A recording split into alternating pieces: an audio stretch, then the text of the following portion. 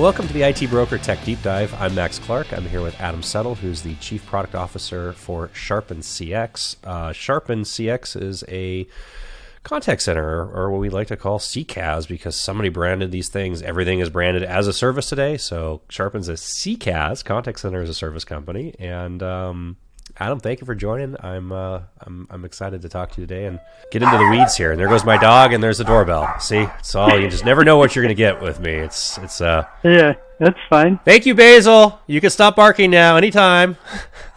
10 pounds of terror in a terrier format. Then, we went through this period of like 2 years where they would just throw your boxes at the door, and then they would and just pretend like it was delivered, even if it wasn't. And now all of a sudden there's like this big thing. And I mean, you know what? I appreciate it. You know, a lot of package thefts in certain markets, so it's like nice that they actually ring the doorbell. But then you've got a little Basil. This can bolt out. All right. Anyways, so that was fun. Hopefully this makes the final edit here. So Adam, let me actually take this back a little bit here, which is there's a lot of motion. There's a lot of different vendors in the CCaaS space. And what I'm really interested in when we talk to, new suppliers and offerings here is, this is going to make me crazy. Hold on a second. You're good. I wonder sometimes what goes through her head. Like, does she think that we don't hear it? What's the actual? Yeah, it's gotta be, right? I don't know. So, she's back. Gotta be. She has a dog bed underneath my return here. So now she's back in her dog bed, and she's going to go back to sleep until the next doorbell rings. All right. Anyways, so Adam, SharpenCX is a CCaaS company. So contact center as a service, branded as a service, right? And you guys have decided to participate in a relatively crowded space. There's, one or two other companies that are offering contact centers in different shapes and forms. So I think a really good place to start with this, we'll do this a little bit backwards, is what is Sharpen? Can you give me some background on Sharpen? How did Sharpen become Sharpen? And how are you approaching this market, and why? In the sense of how did Sharpen become Sharpen, we initially started as VoIP. And so, if we're thinking of another as a service, we started as UCaaS back in 2011. And then as we started really picking through who do we want to be when we grow up, what do we want to do as a company, we really thought about the user experience near and dear to our hearts. When we think about Sharpen, we think about how do we improve the agent experience? And the agent experience, encompasses the supervisor experience, the admin experience, but it's just a different lens of how you would look at the software that you're selling, right? And obviously customer experience is paramount and is important, but our thesis has always been, well, if we make the agent successful, they will make the customer experience successful. So everything that we do is through this lens of what would it mean to create a better agent experience, because we know that leads to a more frictionless customer experience. And sometimes it's just as simple as playing a word association game and changing the word customer with agent. Everybody's thinking of, well, what does a customer 360 view look like? And we ask ourselves, well, what does an agent 360 view look like for a supervisor? What does a frictionless agent experience look like? Or how would you point AI to help your agents instead of just as your customers? And it leads to some really interesting thought experiments there. And so I'm rambling a little bit, but our core has always been, how do we make the agent successful? Because traditionally, working in the contact center is always rated as one of the worst jobs in America. And so really simply, we're saying, how do we make that not so rough, right? How do we bring the human element back into the contact center? Can you give me an example of that? When you talk about making the agent experience better, what does it actually mean in terms of what you're doing from a technology or UX or workflow, or, what does this actually mean? Yeah, well, so we'll give you a couple really high level examples, but we'll kind of land the plane here. You think about agents tend to have 10 to 12 screens open on average, right? So just consolidating those things. So we're API first, where you can bring in disparate pieces and parts into Sharpen. Now that also would help you to ensure that you get customers to the right place and to the right queue. But that also means that the agent can work from whatever window makes sense. You hear single pane of glass a lot from those one or two other CCaaS vendors that are out there that you said. But it's really about how do we get you the tools that you need in the moment. And so you can bring all of those things into Sharpen, but we've also designed it in a way so that you can bring Sharpen to those other pieces as well. Where does it make sense for the agent to live in their day-to-day, and how do we meet the agent where they are? And just little simple things like, you think about your cell phone, right? If you were on the phone right now and I needed to send you a message, you just launch the app and send a message. You don't leave the phone call behind. And so this whole idea of promoting a phone call to something else or promoting a chat to a phone call, it's an interaction, and you layer in the channels that make sense. And we've done that in our agent interface to just let the agent layer in the channels that make sense for that customer.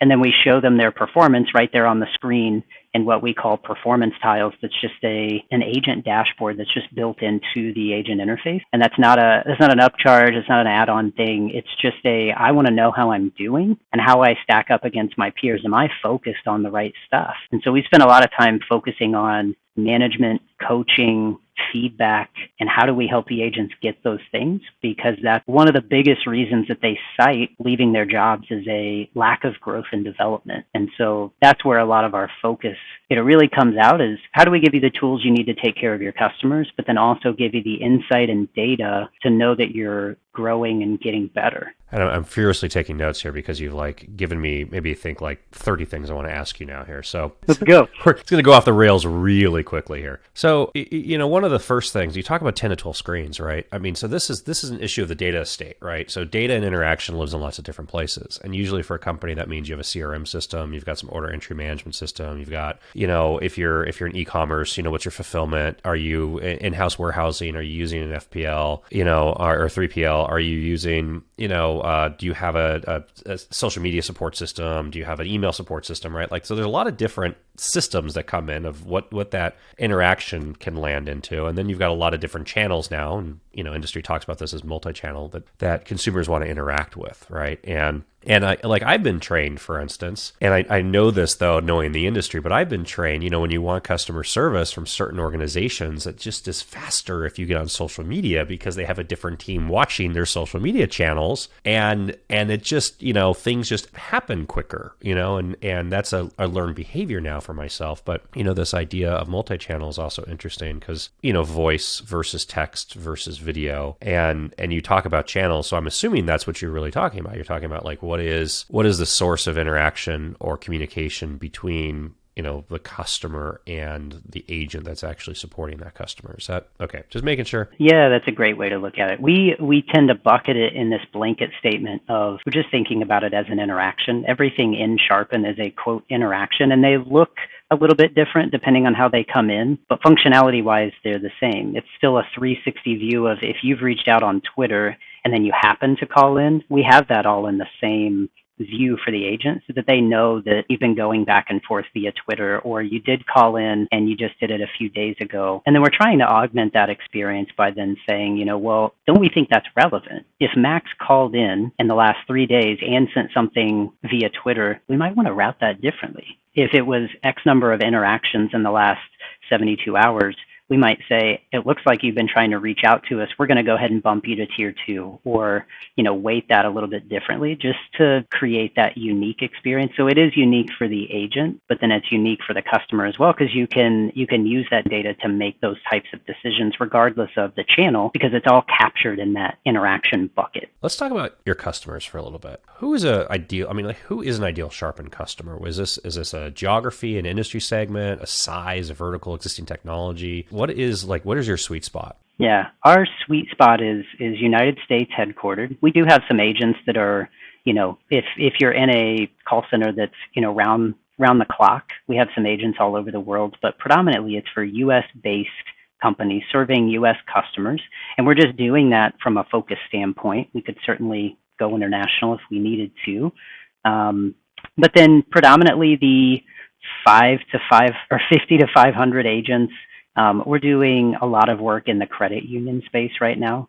And The reason for that is credit unions are really focused on the relationship aspect, right? They're differentiating themselves on creating a unique, personalized, and similar to what we're doing for the agents, we believe we do that well from a customer standpoint. So, higher end retail where you expect that, that higher touch where maybe you don't reach out to the store you bought it from, you reach out to the manufacturer because you just expect that better quality. Those are the types of companies we do the best with. When you're looking to not just be at parity with what you have now, but in the cloud, which we could do, when you're really trying to say, how do we make a unique experience when someone reaches out to us via SMS or chat or phone? How do we really tailor that using the data that we have either in those disparate systems or just inside of Sharpen? So when you say like credit unions, that immediately, like my brain just kind of just went like way down that road, because now you start talking about issues with, PCI doesn't directly apply to credit unions, right? But you start talking about a whole slew of other issues, right? What's being recorded, how can it be recorded, what sort of data is being exposed to the agent, how do you authenticate a caller? It's not just having a person sitting somewhere and answering a call, right? You obviously want to make sure that that person's authenticated, that they are who they say they are, that you can give information, that if they're giving the agent information, if you're doing call recording, you have some sort of AI assist, are you recording that? That opens up a whole like rabbit hole in terms of like a solution that you have to offer in order to meet those needs of a credit union. And there's parallels for me, because there's a lot of similar issues here. So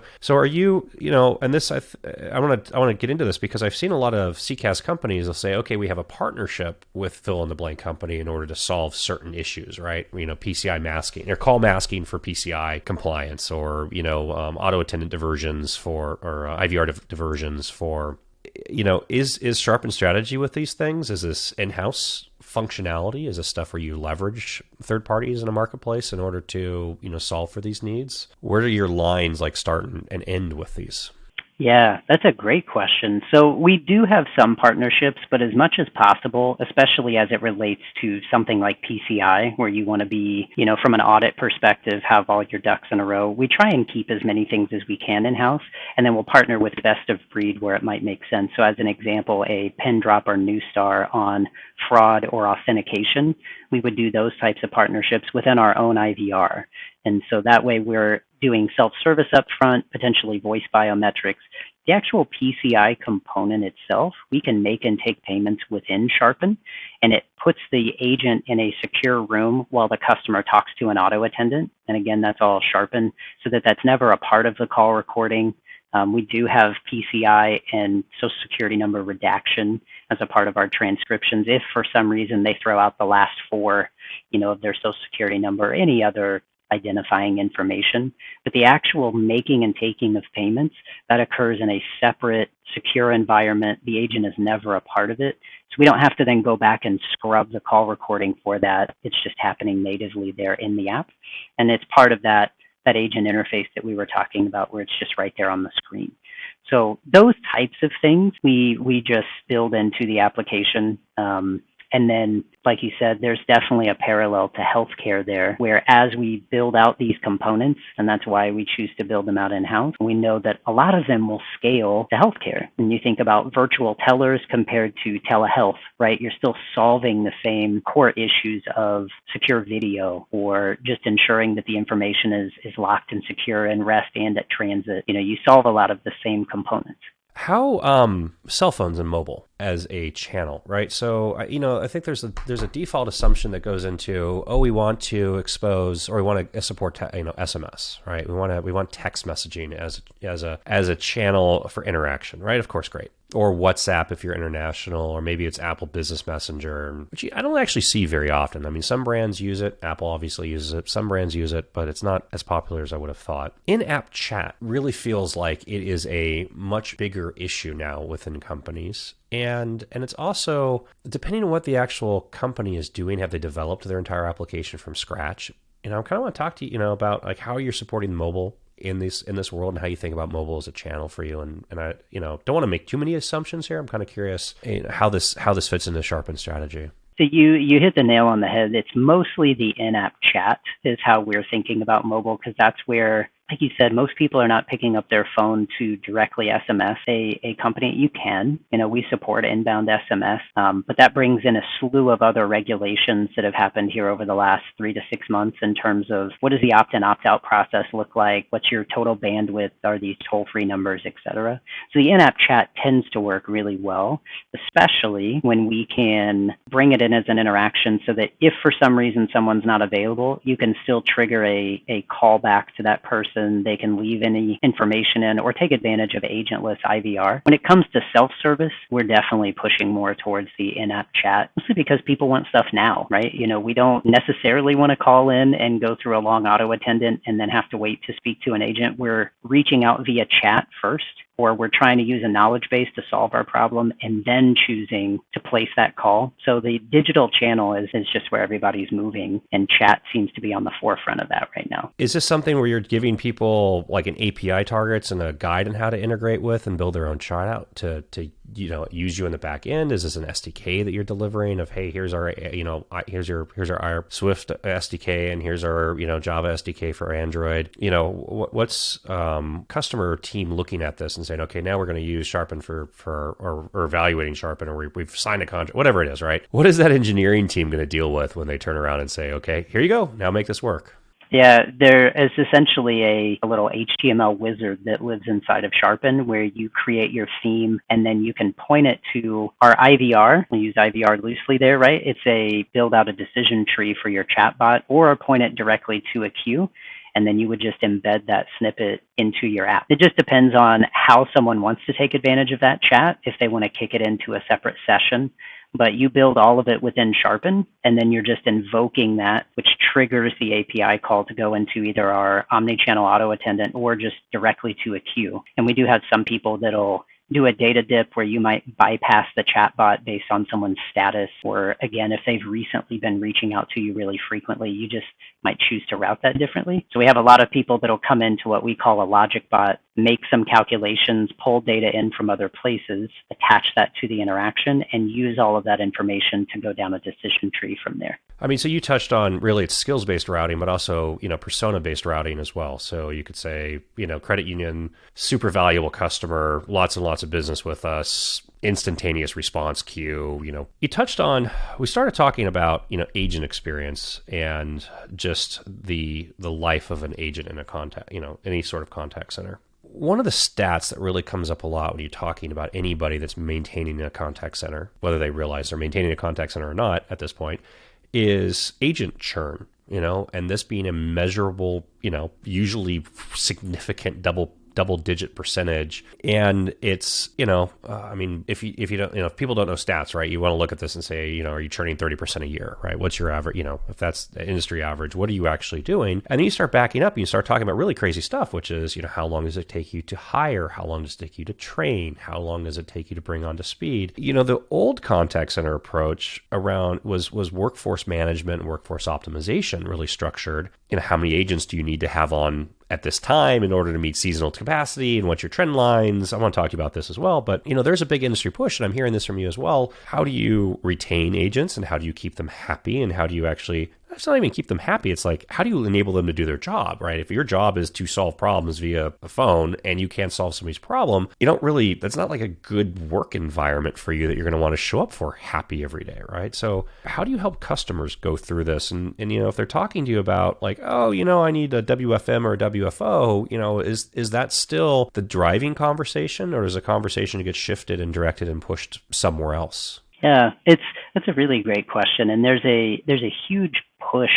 In my mind, there's a big gap in terms of the WFO side of the house, in terms of really building the right people up. You think about WFM of ensuring that you have the right number of people, and that's still important, right? You still have to do your staffing and forecasting, but then you're really pushing into how do we make sure that the people that we have, we are helping them grow to their full potential? Because that stat you talk about of agent turnover, most of them, when they churn, they go to another customer service like environment. It may not be a call center, but they stay in customer service because they want to help people. So they're not so turned off by customer service that they just leave, but you hear of agents bouncing around contact centers because they do like helping people. And so it's about empowering them to be able to do so. And so you do still need staffing, But then that WFO component of how do you actually build them up and train them, because they cite a lack of growth and development as part of the big reason that they leave. And what that targeted us back to actually answer your question, is how do we make the supervisor better? Because most supervisors were rock star agents that got promoted. Myself, I left on a Tuesday and walked in on Wednesday and had a laptop and was now managing a team of people that were my peers the day before. And that sounds silly to say out loud, but that's really, really common. 70 to 80% of those supervisors say they were really great agents, but they don't know what a good one-on-one looks like, what a developmental coaching session looks and feels like. They don't know what metrics they should maybe always be looking at. Some of it is so like unconsciously competent to them that they had great soft skills. They may not know how to train those things. And so when we think about that agent experience, part of it was, hey, are we all focused on the same things so that we can talk about expectations and that we're thinking about the same metrics? So just putting the metrics in front of an agent also helps your supervisor to know, well, these are the most important things. That's why they're in front of an agent. So if all else fails, I should be talking about that in my one-on-one with them. How are we getting better at those things? When we're listening to calls, how do we look at those types of metrics? And unfortunately, this will just become exacerbated if people aren't paying attention to it, because the other big movement is the AI side of the house, right? And so if you get AI perfectly and it handles all your easy questions, the only things that remain are these really hard, complicated questions, right? Things that those agents have not been trained to do, the critical thinking, the on-the-fly decision-making. They've been just resetting passwords the whole time, right? But now your bot up front is taking care of it. And so you have to be thinking about how do you actually coach and train your agents so that when AI is implemented, and it will be, right, you've actually got a team that can support the questions getting through. I remember reading, I was talking to an economist and he was talking about manufacturing output. And the big one was specific to Southern California, like Los Angeles and Orange County areas. And, popular perception is that there's no manufacturing in Los Angeles and Orange County. And he was sharing stats with us that actually showed exactly the opposite. The manufacturing output in Southern California was through the roof and continued to increase every year. And what had changed was with the introduction of, CNC machines, that the job changed from, a lower end manual, manufacturing labor to a very high end skills-based labor force to drive and maintain this equipment and this machinery, whether you were actually operating the machine or maintaining this machinery, and what the machine was producing was changed. So you didn't have people running lathes anymore. They were running the machine that was actually doing the lathing, right? So I don't even know if that's the proper terminology. And I'm hearing the same thing from you here in terms of how you're thinking about this future of the role changes a lot, what kind of skills you're going to need after that. And so it's necessarily not the lower end skills, but now how do you identify, promote, and maintain the high end skills? And it's a very interesting kind of question to talk about and explore. And how do you build that into a system to support that growth? So, and AI is also a fun buzzword. I mean, because you can say people immediately go to AI from like, oh, I'm going to be answering and talking to people on the phone. But AI is a lot more than that, right? Because you can start talking about how do you help the agents actually just pull data out faster, right? I mean, I can't imagine that all you guys are thinking about with AI is how do you deflect calls or interactions from getting to a human agent in the first place. Yeah, it's certainly one component of it, right? We wouldn't be honest with ourselves if we said that self-service and containment weren't a big piece of it. But it's when they get through that things start to get a little crazy in terms of the existing makeup of an agent, right? So things like agent assist, asking for help, looking at some of those same metrics to say, hey, this call was transferred 4 times. Do you need an assist, right? Just those types of things up front are very interesting. And conversely, for those supervisors that, again, were rockstar agents and may just innately know how to do these things, you surface that to them as well. And you say, hey, Max is on a call that's been transferred 4 times. Do you want to listen in, right? You're trying to surface those types of coaching moments internally as well, because those are all relevant things.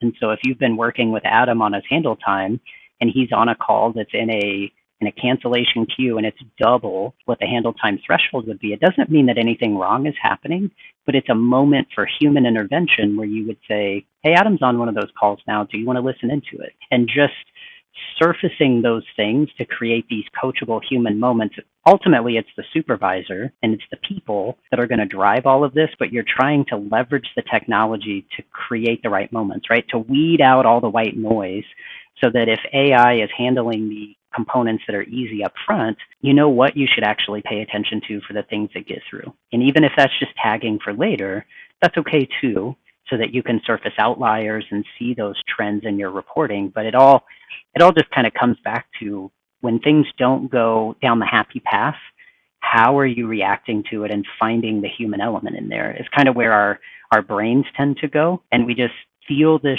shift coming, right? As more and more people get into AI, this human shift will keep occurring in the contact center. And people will keep calling in and they'll keep chatting in. They'll always need help. The makeup of what a contact center would be, though, I think is rife for change right now. I had read something that I agree with, which is, the idea of AI being enabling self-service, but not necessarily this idea of AI pretending that it's human interaction. And, I interact with lots of bots in lots of different places. And, the second that there's a bot, right, I'm just trying to figure out how to escape. Talk about containment. I'm trying to figure out how to escape that bot as quickly as possible. Like, what is the proper sequence of code words in order to get away from this bot? And part of that's just technology. It's complicated. It's not easy to train a bot, and go through that programming to actually develop a bot to interact with a person. And the other thing about this that I've always kind of curious about and I wonder about is, customer retention is one of the most valuable metrics for a company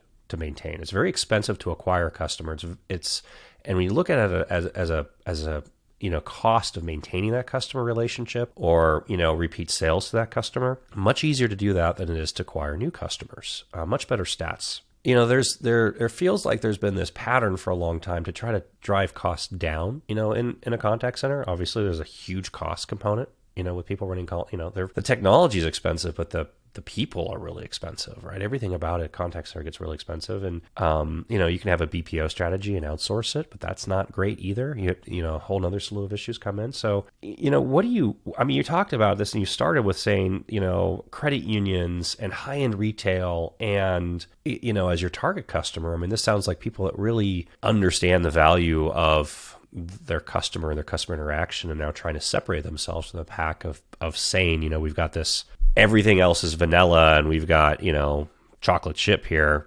kind of thing. I just pulled that one out. I have no idea where that analogy came from. Yeah, it's interesting just to keep thinking through how you help build that customer loyalty, right? And some of that comes from, there's this other buzzword. I feel like we're just having the discussion of buzzwords, right? But hyper personalization is a big deal right now, especially coming out of COVID. And bots aren't necessarily always great at that. They can be, right? They can help take you down a different path when you're a customer that reaches out. But you mentioned earlier, you're always trying to get out of bot, right?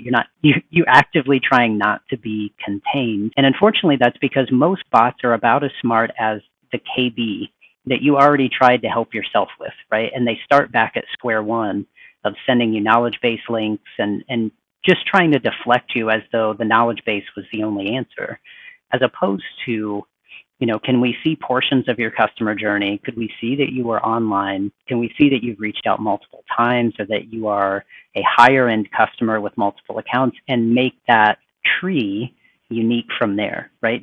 Maybe we do get you right to an agent. And that, if you're like me, that's a surprise and delight moment where when I call the number on the back of my card and a human picks up, I'm almost always like, oh, I didn't think you were going to answer. And they always laugh and play it off. And they're like, yeah, we're here to help you.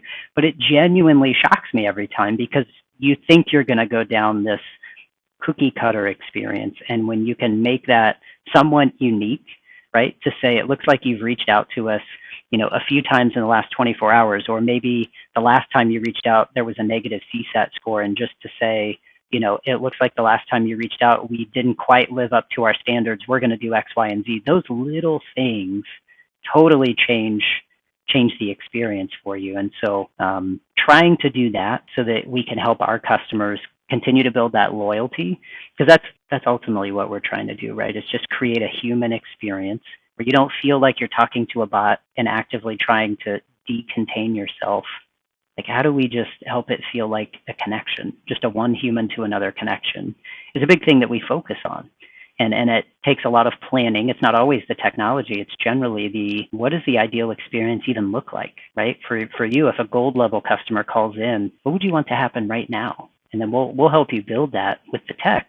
But most of it is planning and questioning just to try and figure out what that ideal experience is, because most people haven't had that, right? They're just trying to get to parity with maybe what they had before, and they're just moving to the cloud for the first time. That's a great goal, but we can also use that as an opportunity to make things better at the same time. You talk about going from like a tier 1 to a tier 2 or escalating support levels. I mean, from a Sharpen standpoint, what's the recommendation for companies that are actually organizing these things? Are you organizing based on, experience level? Are you organizing based on, channel of interaction, voice versus a text-based, social media versus, what's like the ideal layout? And then, and the follow-up, the second part of that would be, based on that, how many interactions per agent per day, are you, anticipating, within these things? There's a couple questions floating around in there. I would say that for us, ideal is continuing to try and take advantage of agent pooling as much as you can, right? So that you can keep your service level low. And we do find that a lot of people from a staffing perspective tend to continue to staff by channel. Even if you have a queue that's capable of omni-channel, you're still reserving X number of people to handle chats as they come in or emails as they come in. And whether that's a limit of your WFM or not, it's good from a skills-based perspective. So we love to say that you can pull everybody into the same queue, and that's great. But there's a lot of soft skill difference between someone on the phone and someone that's working on emails, right? And there may be great reasons from a ramp-up perspective that you might only have them handle certain channels. So we try and at least expose that if you have a group of agents that can do it all, that's wonderful. But we've spent the last 30 minutes talking about how hard it is to train up those agents, right? And so it's not always practical, and that makes it hard. It's kind of the thing that you shoot for, and we would say, ideally, you have one queue to rule them all, and you can split up these interactions based off of skills or based off of SLAs that you might have. But the reality is it may make sense to stair-step your agents in based off of channel, and that's okay too. So we can do that. So that's generally one of the things that we see there is just splitting it up based off of channel, and then that helps people from a staffing perspective. That way they're not thinking about the concurrency and utilization of, to your second question, how many interactions might they take? It's really different on chat compared to phone calls. 4X, and even the type of queue it's in. Yeah, exactly. So it's for us, it's less a total number of interactions, and it's this balance between occupancy and then what we would call just busyness, that time in between brand new interactions, because you might be doing after call work that relates to those interactions and still be technically your occupancy might not show that depending on your status. But if basically as soon as you get off a call, you get another one, that really weighs on a person after a while. And so you have those efficiency busy metrics, and we tend to counterbalance those with like a metric that we call active contact resolution, is basically an agent-specific version of FCR. And so, first contact resolution is something that you shoot for in the call center. An agent, though, can shoot for this active contact resolution, which is simply saying if someone reaches out to me, they shouldn't have to reach back out in a set amount of time. And so we spend a lot of time counterbalancing these efficiency metrics with something like ACR, so that you're trying to ensure that you're not driving callbacks, which just lead to more busyness and higher SLAs and all the stuff that we know comes with something like first contact resolution.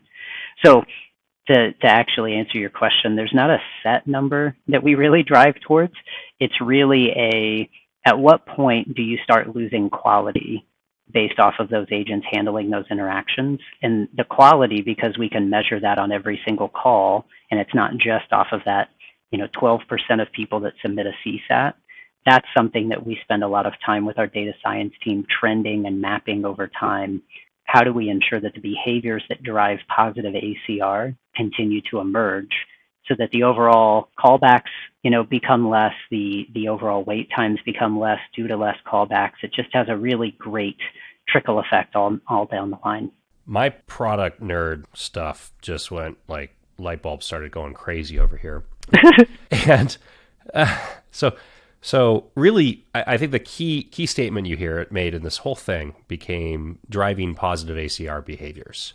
In the recent past, this would be trying to build reporting that would actually say, okay, what metrics you were monitoring in your contact center, and then what metrics and what KPIs you were actually trying to drive to, right? So now if you start talking about like positive, positive ACR behaviors, right? Of actually taking that, but then being predictive to it. So is this something where we're talking about being able to actually start modeling and dynamically change? Because like there's like what's the word I'm looking at here? So if I'm on a really long call, I need a few moments. Like my brain is just mush afterwards. When we're done with this recording, my brain's gonna be mush for a little bit. I'm gonna take my dog out for a walk and I'm just gonna reset, right? There is a certain level of like, based on what kind of, conversation I was in, that either need more time or less time. And that I would imagine is relatively, there might be some commonalities between people, but there's probably some, bigger uniqueness. And I kind of wonder about like this from like a data science, but like an AI or ML standpoint of like, when does this start getting exposed to say, hey, Bob needs 4 minutes on average, and he has the best efficiency at 4 minutes, and Sally needs 7 minutes, and John needs 2 minutes, and Jack is fantastic. He's got a phenomenal ACR, but he needs 9 minutes in between calls. But it's okay because it's a single call resolution. Every time it hits him, he just needs 9 minutes. Dude just needs some time in between to get peak efficiency. So is this starting to come into these platforms where per agent kind of intelligence and behavioral, I don't want to say behavioral changes, but actually just like platform modifications of being aware of this? Are we at that point now? We are. And so we're thinking about things very similarly. So I like that your product nerd light bulbs went off and you're describing the things that I talk about with our data science team, because that means that we're triangulating on the same things from different perspectives. So we are looking at those types of things now and sprinkling those thoughts in. We're not there yet. They can be, but we're sprinkling those things in to say, hey, based off of the busyness that's occurring there with Max, like, hey, supervisor, you should give Max a quick 5, right? And so it's starting again to point back to the supervisor to be the driving factor so that they can interject and have a conversation. So we're looking at things like that, or even just routing specifically based off of ACR. Now you get channel-specific active contact resolution and queue-specific active contact resolution to effectively say, of the times that I am in this queue, do I do what is generally asked of me, right? Do I hit the quote KPIs that are there? They might be KPIs, they might be other behaviors that occur, but you start to get like a batting average that occurs. So now we're not just saying, hey, you need 2 people in that queue this afternoon. It's based off of the types of interactions. You should put Max there because Max is really great with the types of interactions that you're getting in that queue, or that we should give preferential routing to Max based off of his busyness and his ACR over someone like Adam who is coming up to speed on this type of interaction. So using these various data points right now to create awareness, but in the future to make decisions, right? We're creating that awareness for the supervisors right now, but to actually just layer that in is definitely what gets us excited. So when we talk about turning, machine learning inward and thinking about the agent experience, those are all the facets that we're thinking about. Yes, the customer experience side is incredibly important, but it just feels like most people are focused just on the customer and that containment that we all try and get ourselves out of, instead of how do we use technology to drive the right ACR behaviors. This is good. We can talk about this for a long time. Okay, let's go down this rabbit hole. I've had 2 relevant experiences recently. I'm gonna share 2 experiences. I'm gonna tie it into a story. I'm purchasing something for my house, and benign. I need a service, right? So you go through and you start interacting with service providers, and maybe they want you to chat online, but I like to call, right? If I get to a certain point I can't find something, I like to call. I'm old. I'm at that point where I actually call. I'm not millennial or Gen Z, obviously. Now I think about this because I called one company and the person answered the phone, and the interaction was something like, "Hey, I'm looking for X, Y, X or Y," and it was.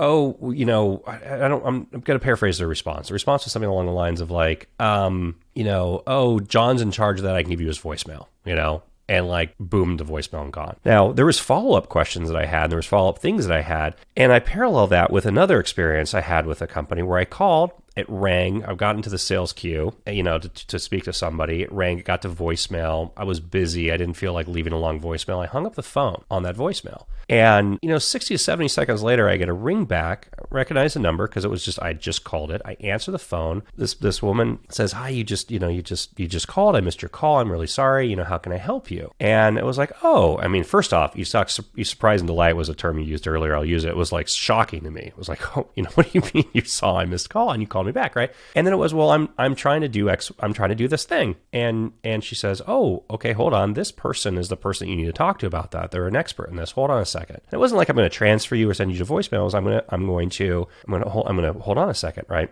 So she comes back and she says, he's not available right now. He's busy. Can I take your information? What's your name? What's your phone number? What's your email address? What are you calling about? How can we help you? Is there anything else we can help you about?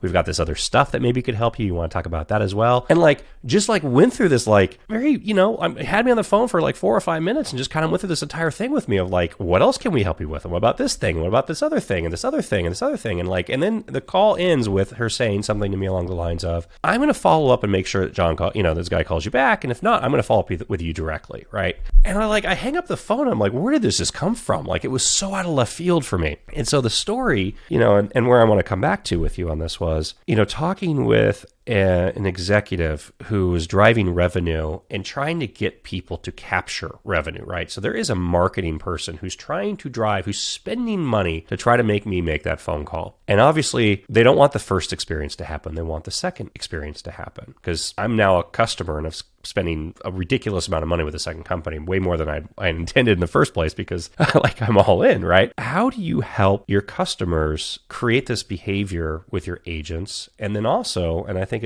it's when you talk about the supervisor, because what's the supervisor agent ratio? 10, 15, 20. How many agents to a supervisor? How does a supervisor then monitor this at scale? And it's, if an agent has 100 interactions a day and they've got 15 agents for a supervisor, and that supervisor is maintaining 1,500 interactions in a given day, how do you make sure every phone call or every interaction actually has that level that you want, either helping the agent learn how to do these things or then actually prompting the supervisor and saying, hey, this is going on, you should be aware of it, or you should listen to these calls, because you can't listen to 1,500 phone calls a day per supervisor, right? You just can't do it. People pretend they do it, but they don't. How do you think about this? How does Sharpen think about this? What's available now? And how does that company that's spending a fortune trying to acquire a new customer, like those two companies were trying to acquire me, end up in a situation that actually not only just captures that revenue of I can sell you tires, but I could do tires and oil change, and we can do your service, and it's a special going on for this, and you have any other cars? Oh, you have another car. What do you need for your other car?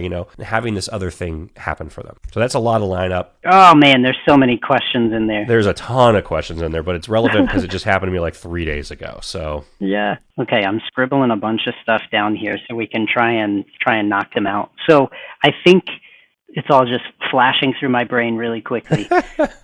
I keep saying a phrase that probably does sound really buzzwordy, and I don't mean it that way, but to create a unique experience really just means, in my mind, an experience that was maybe positively unexpected, right? The person that you talked to when she called you back was a positively unexpected thing. And those are things that you can do right now just based off of automation, right? We can see, if we just boil this down to its really basic pieces and parts, a call came into this queue, that call it a new sales queue, it was abandoned. We should trigger that up as a callback or put it in a campaign for someone to follow back up, like maybe she did. Those are simple things that you can do with automation that you could do today. And that's just one piece of it. Is that something that you're helping customers with? Because if somebody is programming, and designing this, if they've never had that experience before, would they do it? So how much of this is you guys just by default prompting, hey, you're configuring this queue, this thing is just auto-selected to do here? Yes. That's why earlier when I was saying so much of it comes back to just having that human kind of, consultative is such a trite word, right? But everyone's just focused on rebuilding the tech that they had versus saying, pretend that the technology doesn't exist. If someone calls into this queue, what should happen? If you miss the call, what should happen? And in that moment, that company that you called, they'd say, well, let's call them back, right? If someone needs help, let's call them back. And then you use technology to help them do that thing. Or, you take it a step further in a very similar use case. If somebody leaves you, you get negative feedback. Supervisor, what do you want to happen? Say, well, let me see all those so that I can, do an outreach and reach out to them. And instead of the supervisor pulling all those things, you use data that you have either within Sharpen or combined with your CRM or database to say, well, why don't we just make a campaign out of that? And should we do it in an agentless fashion so that we send emails to those people? Or can we tee up a supervisor to automatically call those people? You start thinking about what was the thing that you would do if you were one human to another? And then how do we help you do that with technology? And so you had this really wonderful experience. And effectively, if we undersell it and we remove all the awesome soft skills, it's a callback, right?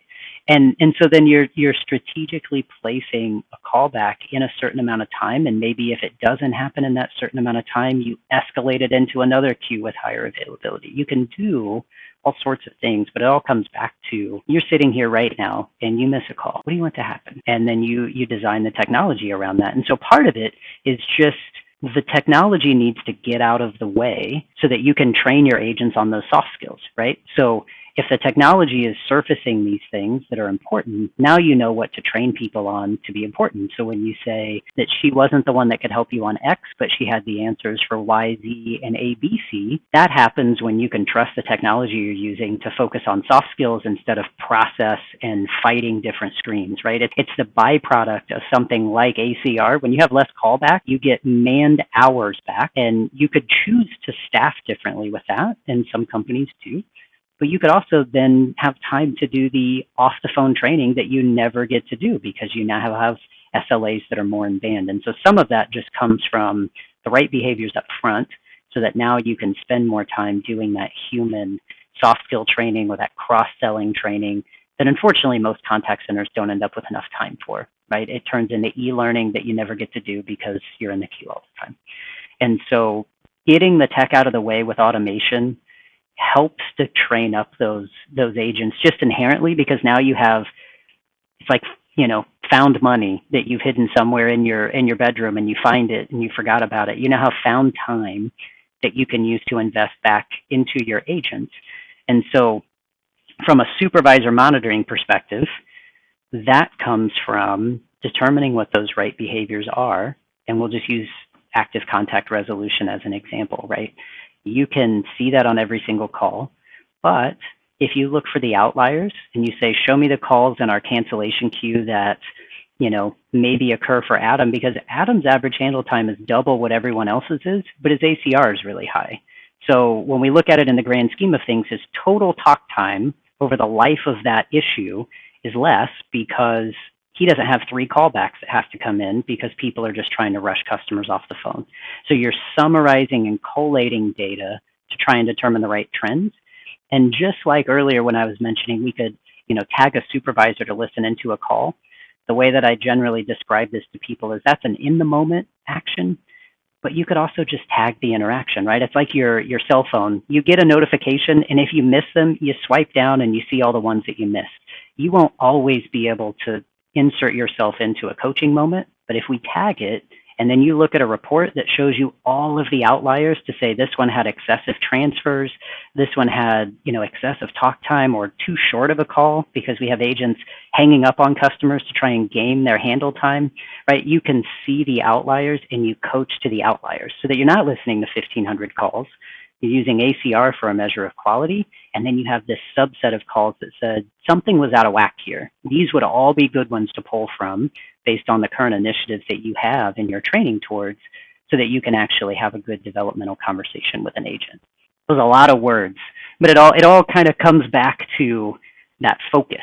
One of the advantages of this as a service world is it's relatively easy to go out and acquire technology and then implement it. Your time to implementation isn't constricted based on something being physically installed anymore, right? You've got a browser, you've got an internet connection, you've got a headset. You're pretty much good to go with almost anything you could that you need, right? But contact center becomes a really complicated sort of thing, and you talk, just this one example of like, hey, do you want to call somebody back if they abandon their call, in the queue, right? Like that may or may not be important to you. It probably is important. If somebody took the time to get into a queue and waited there for a while, they wanted to talk to you, and I feel like in a lot of cases now, the bar is set so low that to create these unexpected experiences, as you say, is like, it really doesn't require a lot. Like I got a call back and I was blown away, like could not completely blown away, completely surprised. Like what the heck just happened here? Because they called me back. It was like, what is this? So I think that's really interesting. I mean, the barrier, the bar to compete really and excel in customer experiences feels like it's so low in today's world that just doing a little bit just really sets a big difference. What is reasonable for implementation? I mean, I would imagine that if somebody came to you and said, hey, we've got this like dinosaur that we want to get off of that's running in our office right now. We've decided to go to something modern and let's go to the cloud and let's just copy what we're currently doing. I mean, when I hear those things, I'm like, no, we don't want to do that. That was what went through my head when you said all those things. What's an expectation in terms of time? How, like, there's a selection process I want to talk a little bit about, but, after a contract is executed, you've done some work up front, there's some solution design up front, but then you get into the real meat and potatoes of this. What's if a company's got 200 agents, making doing a lot of interactions. I mean, there's a lot of stuff going on there, right? What is that timeline? What does that expectation look like for, and how do you help people in this process and how do you, I don't want to say speed it up, but just make it as efficient as possible?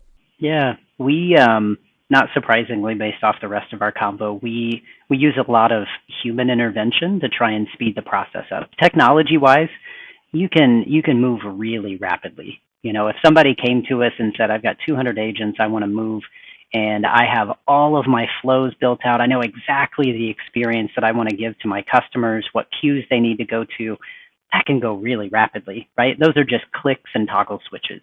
The hardest part of a move is to pump the brakes a little bit and say, well, what could it be, right? We're not just shooting for parity. If we're shooting for parity, and we've had some customers that were in a bind and said, our on-prem system is end of life in 30 days. We got to get off, right? Like, and we have those, and we can support those because it's, well, let's upload your CSV list of users. Let's build out the flow. Like it again is clicks and toggle switches.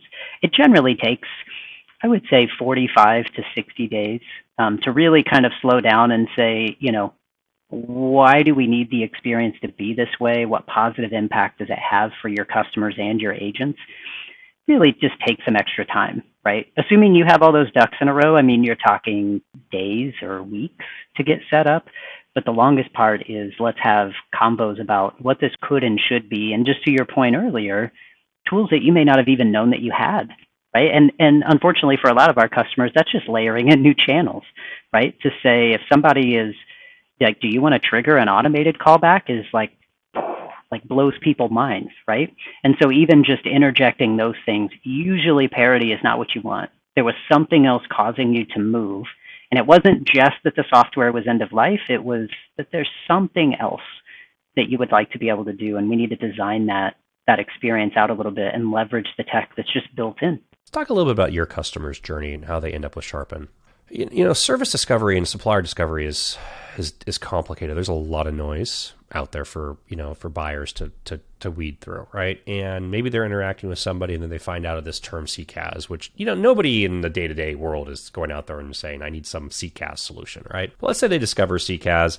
And that takes them to Gartner, and our friends at Gartner produce this Magic Quadrant, right? And there's the 2022 Magic Quadrant has 9 or 10 suppliers, and there's probably 7 that I would never touch, like within that list. I won't name names, but if somebody's going through this process and saying, okay, we actually know we need to have a contact center, we need a platform, we have one, we want to improve it, right? What does that journey look like for them? Are they coming? Are you typically taking people that are still on-prem and converting them? Or is this coming, do you have like excellent targets where, unfortunately they signed with somebody else and didn't get where they needed to go, and then they, end up coming back around and you find them as, a second pass? Like what's your secret sauce, your like, shining moment that really becomes, when you get into this process, the light bulb goes off and they go, oh, this is exactly what I need. Fantastic. We're done. Let's do this. So I would say it's about 60-40 in terms of on-prem versus what I might call Cloud 1.0, in terms of like I made my move to the cloud, right? And Cloud 1.0, not in terms of the other players out there, but just my first swing at moving to the cloud. We do a decent number of that first iteration of cloud replacements, but there are still a lot of people that are on-prem, and like I mentioned, it turns into a convo of, oh geez, our software is end of life, or I can't get maintenance on it anymore, and that becomes a real, catalyst that is an extra layer of pressure for a move that you may not have wanted to do in the first place, right? And so we do spend a lot of time helping people there. Our tool is really flexible, and it's mostly because I'm not that smart. And so when you think about like development work to go into something, I am always the litmus test of, those questions I was asking earlier of, well, if someone calls in and you miss it, what do you want to happen? I know the answer to those questions, but I don't know PHP or Java or need to go custom code something. I need to be able to just do it in the application, right? If you were to say, Adam, what do you want to happen? I go, well, if I miss a call in that queue, I want a callback to occur. And I should be able to go in and drive that. And that's a big differentiator when it comes to Sharpen, is that is how everything kind of happens. You go in, and I mentioned earlier, you do clicks and toggle switches. It's not code that you're writing. It's the ability to just see it, visualize it from the beginning of the interaction when you're going through your IVA to on the interaction, and what do you want that experience to be for your agents or supervisors, all the way through to the back-end reporting. And then it becomes cyclical because you're using that back-end reporting to make decisions in the IVR, right? And it just keeps circling on itself. But all of that doesn't require you to be able to do any sort of coding, because I'm not personally smart enough to do any coding. But I know what I want to build. And so that's one of the things that people get excited about, is to say, you can do this thing. Right? You may have had to reach out to IT in the past or your in-house development team. If you want to go in and change the initial prompt because you're going to be out of office or closed for the holiday, you can go in and do that. It's just a drop down. It's not something that you have to go in and do custom work on. And it's amazing the amount of times that we hear that, to say, well, I want this new report to show me this data. You go, okay, great. Well, let's just go build it. And then they kind of recoil and they go, well, my last company, I had a 3-day turnaround time on a custom report. And we go, well, that's not how it works here, right? It's your data. We want to help you surface it in a way that's meaningful. And if that's a report, wonderful. If that's an outcome, like a bot that we attach to that data, that's great. If you want to use it in your IVR, that's all great. But we want you to be able to do it. And so this idea of, we mentioned earlier, the agent empowerment, we're thinking about the same things for admins. What does the admin empowerment look like to say, you shouldn't have to reach out to someone else to add a new user or to move them in a different user group or create a new queue? You should just be able to make that stuff. And so we spend a lot of time focusing on that. And I think that's refreshing to people. They like being able to just make those changes because inherently they know what they want to do. And it's kind of frustrating to just have to go through the red tape and reach out to someone to do it for you. So there's no forced professional services there or, any of those types of things. We absolutely help you. But once you get up and running, you can drive the system. And we're just trying to be there as your driver's ed coach to help you figure out how you're driving. As the CPO, you get to sit in a very interesting seat. And part of that seat is trying to figure out what's coming in the future, right?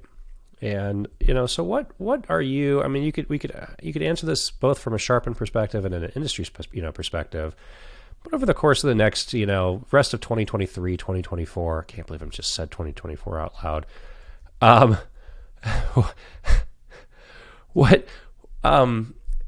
What are you excited for? Like, what are you seeing here that, that's, really jazzed to, for it to change or shift or be commonplace or, take that for as, what you would. We talked about it a lot earlier, so I don't want to I don't want to retread it too much, but I am really excited about the various AI technologies that are emerging because I think it's going to lead to that focus back to the agent. There's just a very human AI driven story that emerges there where the human element is the byproduct of it. And how are you using that AI internally? And that might be, to summarize call recordings so that the agents don't have to take as many notes. There's stuff like that out there. But I think AI will catch up from a customer service standpoint and force us to focus back on people. And I just find that fascinating. Just as a person, there's this technology that emerges, but I think the byproduct is that we're going to pay a lot more attention to people and their growth and their development. And there's a lot of really fun stuff out there. AI is maturing at an unbelievably rapid rate, right? We used to measure things in years. I was listening to a podcast the other day and they used the iPhone as an example to say, we got new iPhones every year. And then technology started getting down to potentially every month. And now some of these AI algorithms are, in days or weeks that you're starting to see updates to things like ChatGPT. And that's all wonderful and fascinating. And we should take advantage and use it, but it will still drive the focus back to people. And I think that's the thing. If there's one thing that you focus on, it's how do you focus back on your people? And even just playing that silly word association game, swap the word customer and agent out for a customer initiative you have. Plenty of people do voice of the customer. But when we think of voice of the agent, that's, ENPS that's maybe measured once a year, if we're being honest with ourselves, right? But we could do more with that to focus on the growth and development of our people. So just that silly word association game, I just find fascinating. And it's ironic that AI technology will cause us to focus back on people. I don't know what the current stat is. You said this earlier, most common job in the US is contact center related. I mean, it's a massive percentage of the population and the churn rates are massive and the cost to hire, train, and then, lose, replaced, hire, I mean, that hamster wheel is terrible. It's always felt like a really easy, obvious no-brainer that when you're presented with that data and you actually start digging into it, it's, of just attack that as solve that issue first, right? And everything else kind of comes up, with it. But it's unfortunately something that we just kind of accept, right? You hear the term revolving door in a contact center, and it becomes the game of how do we staff fast enough versus how do we stop them from leaving? And we're trying to focus on how do you stop them from leaving? How do you truly empower them to do their job? And it generally comes back to your supervisor. And it comes back to the tools you use being reliable. And I know that sounds silly, but you haven't fidgeted with your microphone and wondered whether your microphone was going to do its job. You've just been talking, right? And that's how technology should feel, is when the technology just gets out of the way, then you can have these more human-driven interactions. Adam, this is a fascinating conversation for me. Anything that we did not cover? I mean, we talked about integrations and APIs and, we didn't spell it out, but correct me if I'm wrong, right? Salesforce, Zendesk, Microsoft Teams, ServiceNow, all very, primary platforms for Sharpen. Obviously, we talk about browser-based interactions and not installing software on desktops anymore. So, did I miss anything there? Any corrections you want to throw out at me? I guess punctuate all of that through the data that you have, right? Part of the benefit of us working in interactions and not channels is that the breadth of data that we have spans across all those different channels. You're not getting this one data set for phone calls and a separate data set for SMS. And that opens a lot of doors, just being able to have clean data and then choose to do things with it, whether it's building a report or triggering an automation. It all starts with good, clean data. And so you can push and pull data from a CRM, but there's plenty of data that resides in Sharpen that we want you to combine with something else to make decisions. We don't just want you drowning in data. We want to use that data to actually drive, whether it's those unique experiences or just some day-to-day impact that you would actually have. I loved your comment earlier talking about ACR as your defining metric to track, and not necessarily talk time or average talk time or just these other things, because it changes the behavior a lot, right? Where if your KPI is how long, what's your average talk time, and an agent's being judged on that and is incentivized to drive a different behavior, well, that behavior becomes negative, and for everybody involved. versus actually being able to keep track of, ACR across different interactions and different channels, and be really cognizant of, what do we invest to actually take care of our customer, here, and looking at that. I mean, that seems like a relatively subtle shift, but the implications of it are pretty significant. And I really liked that, and talking about that and exploring that a little bit with you. Yeah, and it is fascinating when you really start digging in. Like it shocked us when we saw it. Things that we thought would lead to worse CSAT, because ACR and CSAT are almost on a 45-degree angle. If you have solid ACR, your CSAT tends to go up. And so we were really surprised when we were kind of coming up with ACR and measuring it. And it was born out of, this experience that a coworker had. And he was like, I called in 7 times, but that 7th person took care of me. And if we were to associate FCR, that 7th person would have failed, but they did the right thing, right? And so in that moment, like you just described, 7 calls that led into it. Think of the total handle time. So that's one of the things that we're paying attention to is total talk time, total handle time for a grouping, like a true interaction spans more than just a channel, right? The total handle time there is way worse than Adam spending double the handle time metric and that person never calling back in, right? So it doesn't mean that that's always correct, that longer calls equal higher ACR, but it's just, we're trying to just inject these questions to you to say, well, let's look at this over time, right? And see what is the number of callbacks that we have, and what does the total handle time look like compared to people with really high active contact resolution, because you might be surprised.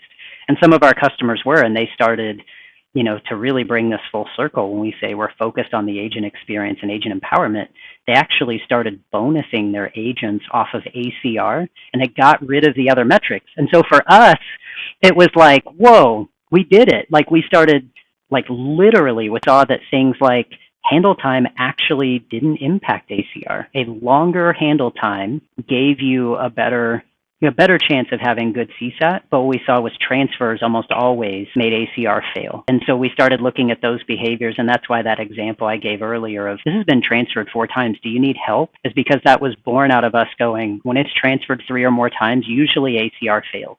We should probably make sure we help someone. I start losing my cool on like the 3rd or 4th transfer.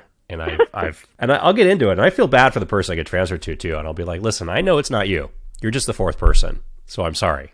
Like, I'm not in a good place right now. And I'll just lay it out there. Like, I'm going to try not to swear and cuss at you right now, but I'm not in a good place because you're my 4th, like, for the love of God, can you help me here? Bonuses based on ACR, man. Isn't that fascinating?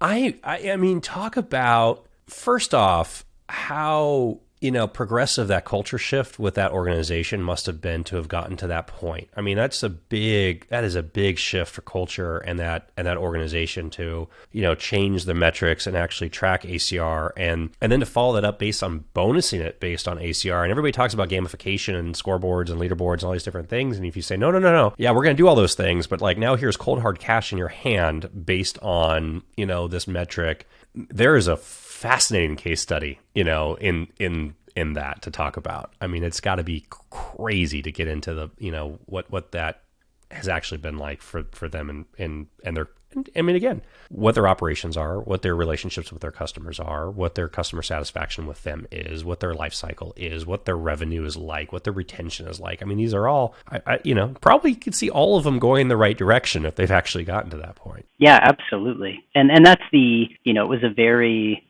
I say subtle. It wasn't that subtle. It was a very conscious decision that they made, right? But, you have the Simon Sinek, people buy from people that they believe in, right? People believe the why. And our why has always been to focus on the agent. And it was really great to see some of these customers make that shift and focus on not only the customer experience, but the agent experience, because there's so much data out there that says that if you have a happy agent, you have happy customers. And there are a lot of facets that go into a happy agent, but dollars and cents can speak volumes that doesn't stop them from being upset about other things. But if you have the right coaching and you feel well recognized, not necessarily through gamification, right? There's some really wonderful things that happen with gamification, but if you feel recognized, if you know you're doing a good job and other people know it, and you have good growth and development, and you end up getting some sort of financial recognition, makes you feel pretty darn great, right? That's what you want in your job to be fulfilled, and that helps the revolving door. It doesn't stop it. There's always factors that lead to people leaving any job,